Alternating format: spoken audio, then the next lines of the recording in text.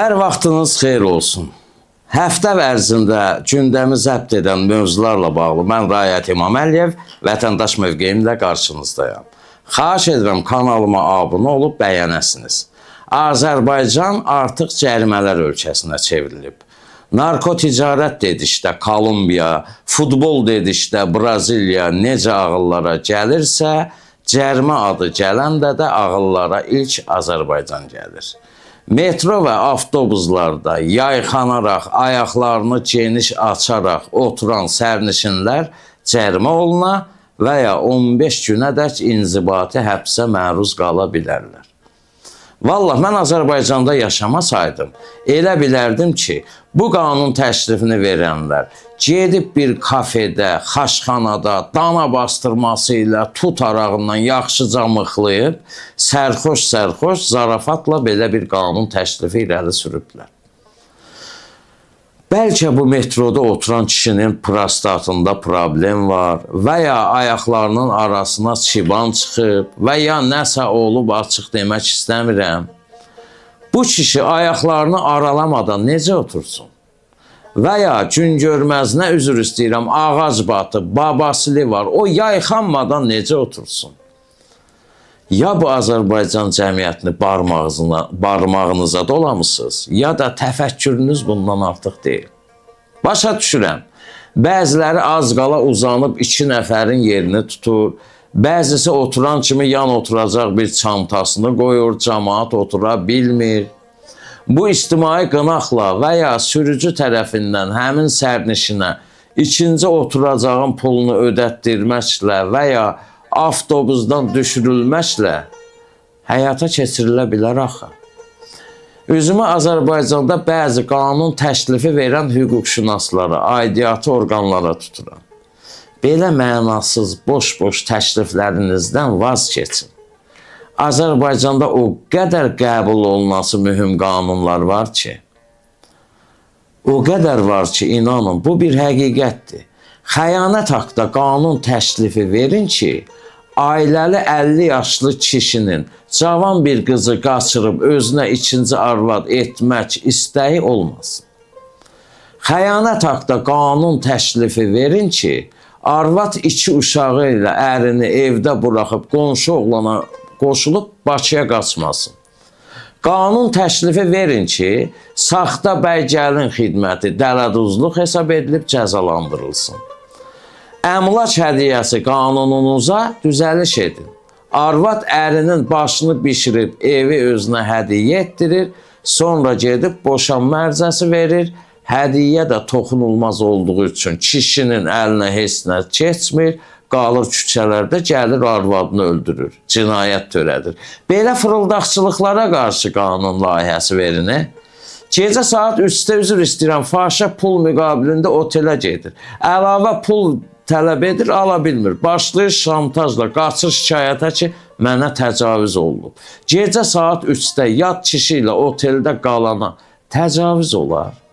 Bax, bunların qarşısını alan qanun layihəsi qəbul edin. Yoxsa arvad ərinə daha səni sevmirəm desə, məsuliyyəti var. Bu qərar nə deməkdir? Arvadına çay gətir desə, arvad gətirməsə, arvad hərəkətin xoşuna gəlmədi sözü, inzibati məsuliyyətdirsə, harada görünüb bu?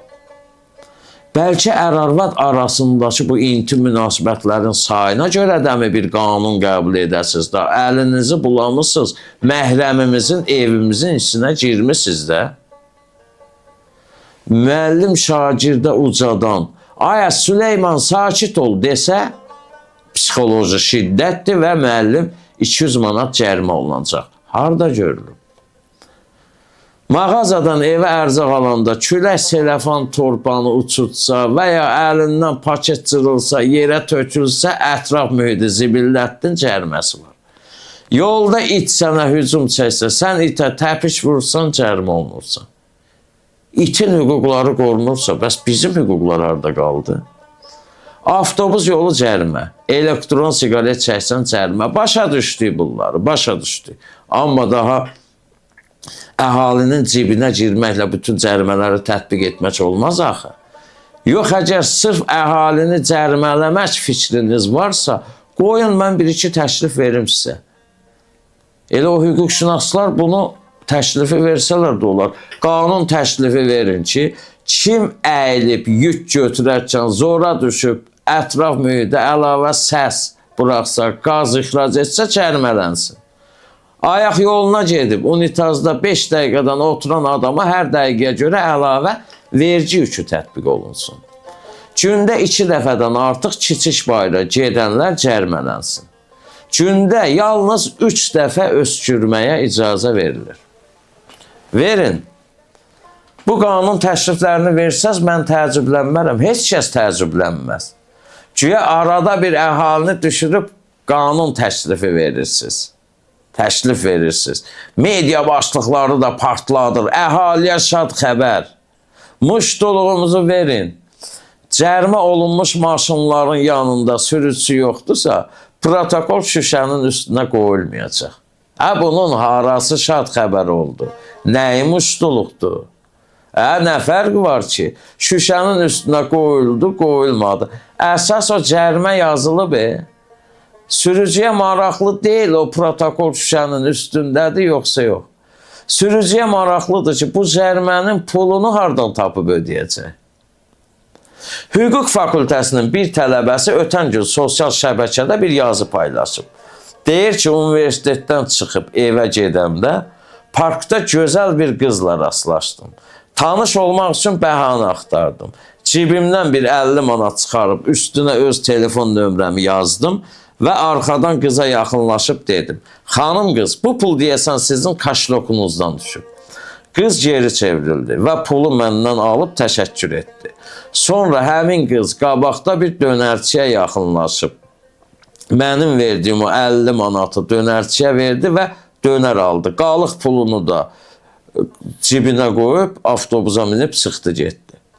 Həmin tələbə əlavə edərək yazır ki, dönər satan qızın verdiyi o puldakı nömrənin qıza aid olduğunu düşünüb. Və gecə səhərə qədər həmin dönər satan mənə durmadan WhatsAppda mesaj yazıb ki, gözəl qız, dönərim xoşunuza gəldimi? Deyəsən mayonezli dönəri daha çox sevirsiniz.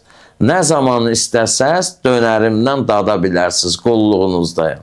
Baxın, o bayaq salaladığım o qanun təklifini verən hüquqşünaslar da elə həmin oğlan kimi hüquq fakültəsini oxuyub bitirənlərdir. Bax, elə həmin oğlan kimi hüquq fakültəsində imtahan və casotları görün baxımla verənlərdir.